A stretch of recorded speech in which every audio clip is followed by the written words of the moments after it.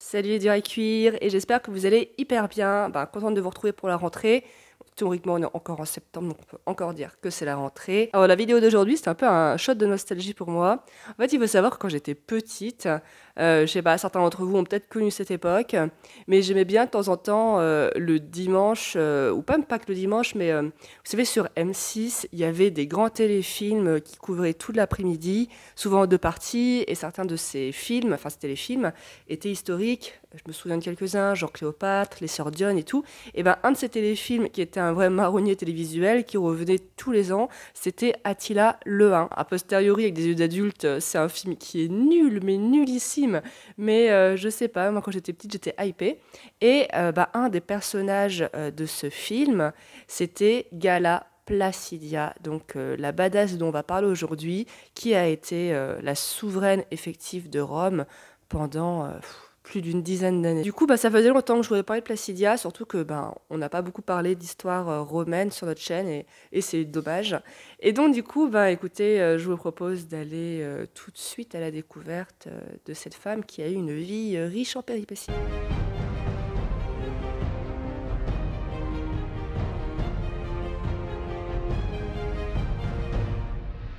Alors Placidia, c'est pas n'importe qui, puisque c'est la fille de Théodose, l'empereur romain d'Orient, parce que souvenez-vous, depuis 285, l'Empire romain est divisé en deux pour mieux protéger le fameux Limès, donc les frontières de l'Empire. Quand elle naît, malheureusement, en 388, l'Empire il a perdu de sa superbe. Bon, ça ne l'empêche pas de vivre une vie de princesse, donc elle grandit dans la partie occidentale de l'Empire, dans la cour de son demi-frère, l'empereur Honorius. Sauf qu'en 410, c'est le drame. Le roi wisigoth Alaric va piller et mettre à sac pendant 3 jours la ville de Rome et ses alentours. Et la pauvre Placidia va être prise en otage par les Wisigoths. Et après 4 ans en tant qu'otage, Placidia va épouser le successeur d'Alaric, le roi Ataulf. Alors ça va vraiment être une étape décisive pour Placidia, parce que même si le mariage ne va pas durer longtemps, en fait il va durer 1 an, ça va être une expérience très très riche pour elle, puisque Ataulf l'aimait beaucoup, et il va vouloir l'associer au pouvoir, et Dieu seul sait que Placidia va prendre goût à la politique.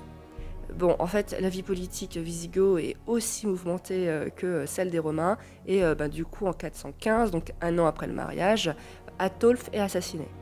Bon là c'est un nouveau drame, donc les enfants qu'il a vus d'une première union sont tous assassinés, et Honoria, n'importe quoi, Placidia, elle est humiliée. Sauf que coup de chance qui arrive un peu tard, c'est que 15 jours plus tard, l'assassin d'Ataulf est lui-même assassiné. Oui, je vous préviens, dans cette vidéo, il va y avoir beaucoup de gens assassinés, il va y avoir beaucoup de noms. C'est pas une vidéo qui a été facile à faire, hein. Moi-même, au début, je me suis mélangé les pinceaux plein de fois. Donc, Placidia est de nouveau libre. Et donc, Honorius, rappelez-vous son demi-frère qui est empereur d'Occident, va la ramener à sa cour et lui demander d'épouser donc son successeur, Constantius. Ouais, pour le moment, la pauvre Placidia, on lui laisse pas beaucoup de choix, hein. Donc, elle va épouser Constantius. C'est une figure de premier plan, c'est un général, comme Honorius n'a pas d'enfant, il est désigné successeur, mais ça va être un désastre ce mariage. Ils vont pas du tout s'entendre. Constantius, il déteste le caractère dominant de sa femme, parce que oui, Placidia, c'est pas une petite jeune femme timide et effacée, loin de là. En plus, elle a goûté au pouvoir là chez les Wisigoths, elle a faim, elle en veut plus du pouvoir. Bon, ils vont quand même avoir 2 enfants, Honoria et Valentinien, futur Valentinien III. Les deux vont avoir de l'importance pour plus tard. Et l'union est un échec. Par exemple, il faut savoir que Placidia était une chrétienne convaincue, elle était même un petit peu extrémiste. Et les Romains étaient superstitieux de base, et Constantius n'échappait pas à cette règle, et c'est vrai qu'il avait des mages, et elle lui a ordonné de virer tous ces mages, et de chasser d'ailleurs les magiciens et superstitieux de la cour. Bon, le mariage fut malheureux, mais il fut court, heureusement pour Placidia. Constantius décède en 421, et là un jeu d'échecs terrible va commencer. Donc d'un côté, nous avons Placidia qui a un but, placer Valentinien sur le trône, âgé de 5-6 ans. Donc en fait, ce sera elle qui de facto va va assurer la régence jusqu'à sa majorité, et elle le fait couronner d'ailleurs tout de suite empereur. Elle est soutenue par Constantinople notamment. En face, on a les sénateurs romains qui, eux, vont couronner un usurpateur, selon les mots de Placidia, Jean. Donc ces deux prétendants vont s'affronter, et Jean ne va pas être soutenu par n'importe qui, il va être soutenu par un nom très important, par la suite du récit, par Flavius Aetius. Bon, Flavius Aetius, on va franciser tout ça. En fait, Aetius, c'est un brillant général. D'ailleurs, quelques années, enfin, de manière posthume, il va être surnommé le dernier des Romains, puisque jusqu'au bout, il va se battre pour maintenir Rome à la surface. Et en fait, Aetius, il a une particularité, c'est que quand il était jeune, il avait été envoyé comme otage à la cour des Huns. Et il avait notamment été très proche d'Attila et de l'oncle de celui-ci, Ruga. Il avait aussi une excellente connaissance des peuples germaniques et notamment des Visigoths. Et donc du coup, Jean va demander à Aetius de réunir une armée avec des Huns et des Germains. Ce ne sera pas suffisant. Au final, Jean est défait, il est exécuté. Bon, autant dire que Placidia n'avait pas après ça Aetius dans son cœur, mais comme il était populaire et comme elle n'était pas conne, Placidia, elle avait ses défauts, sûrement, mais par contre, elle avait vraiment à cœur la survie de l'Empire romain. Dans un sens, Aetius et elle, en fait, ils poursuivaient le même objectif. Et elle sait que Rome a désespérément besoin d'Aetius. Donc, elle va pas l'exécuter, il va juste être envoyé en Gaule. Alors c'est un peu une déception pour lui, parce que c'est vrai que comme c'était le meilleur général de l'époque, il s'attendait à être nommé chef des armées. Au final, elle va s'appuyer sur un autre, Félix, qui va aussi être le gros rival d'Aetius. D'ailleurs, quelques années plus tard, il va le faire assassiner. Aetius va faire assassiner Félix, excusez-moi. En tout cas, Placidia, elle a un boulevard devant elle. Malheureusement, malgré le fait que ce soit une femme très énergique, qui a vraiment à cœur, la survie de Rome, c'est un peu trop tard, là. L'Empire, il part déjà en déliquescence, c'est quoi la pourriture est dans le fruit qu'on dit. Alors les causes de la chute de l'Empire romain, on pourrait en débattre pendant des heures. Je crois qu'il y a des centaines de causes qui ont été avancées par des historiens. Mais en fait, c'est un mixte.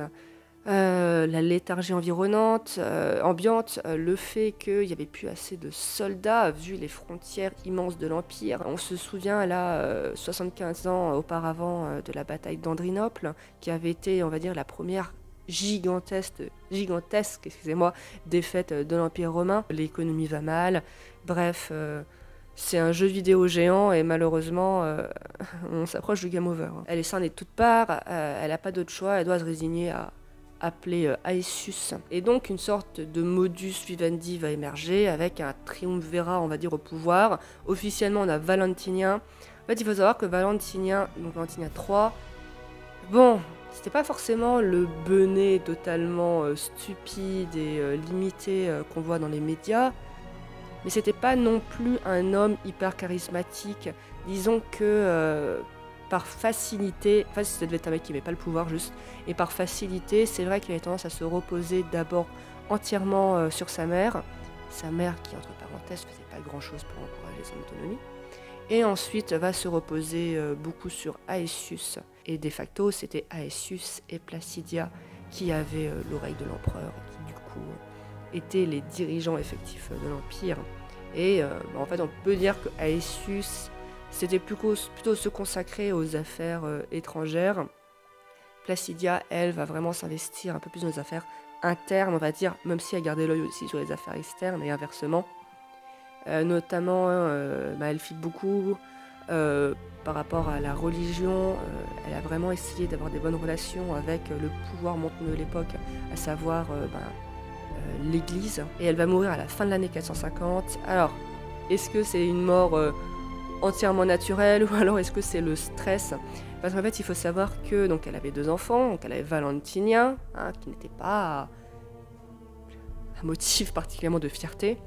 Et elle avait Honoria, sa fille, qui, on va dire, avait une petite vertu, ce qui est un problème quand même qu'on est la sœur de l'empereur. Et donc du coup, Placidia va l'envoyer à Constantinople pour la calmer et lui faire un mariage arrangé.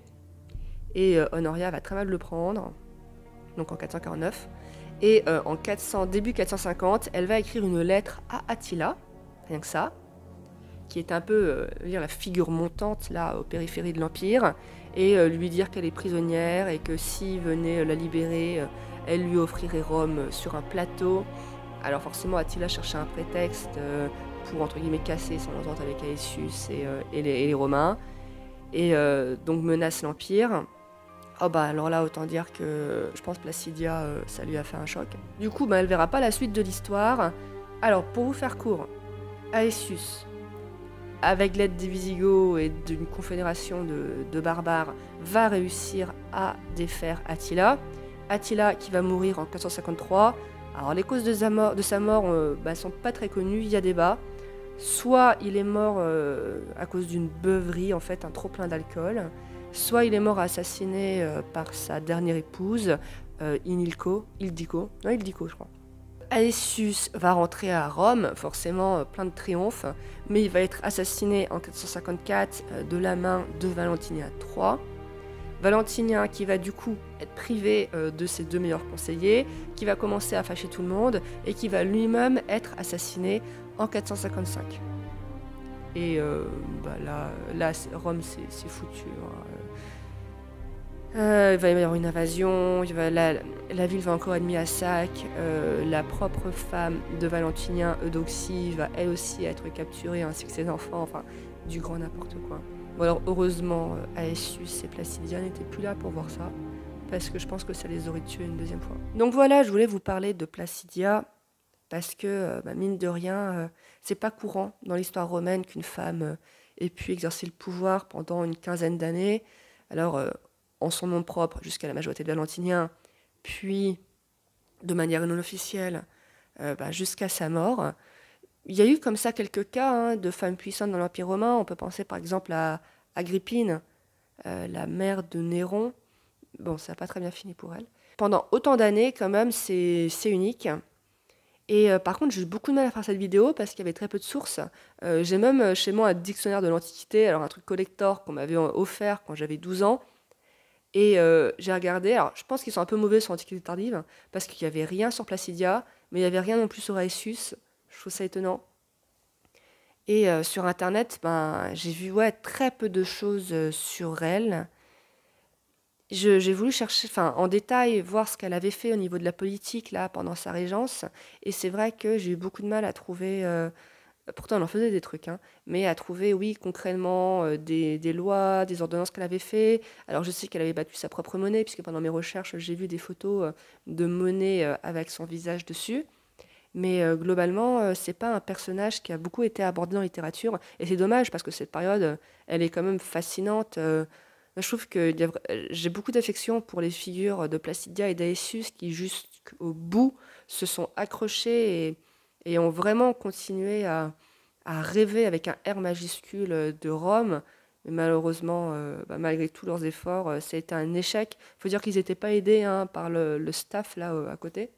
Donc voilà, j'espère que vous avez apprécié la vie de Placidia. Alors, je ne peux pas vous conseiller de regarder le téléfilm Attila Léen, parce que même si forcément je l'aime bien, mais juste par nostalgie, c'est pas un très très bon film, même si la musique est sympa, et que bon, ça fait un bon péplum des années 2000. Mais bon, écoutez, si un jour vous avez rien à faire et que vous êtes un peu curieux, on peut le trouver assez facilement sur Internet. Et par contre, le personnage de Placidia est assez bien dépeint, je trouve. Il y a quelques inexactitudes historiques. Par exemple, au début, Aetius, il est en prison et tout, alors que pas du tout. Mais les deux personnages, les acteurs les incarnent très bien. Donc, écoutez, moi, je vous dis à très bientôt pour une autre vidéo. Comme d'hab, n'hésitez pas à liker, à vous abonner, à partager. Et je vous retrouve très très bientôt. Salut!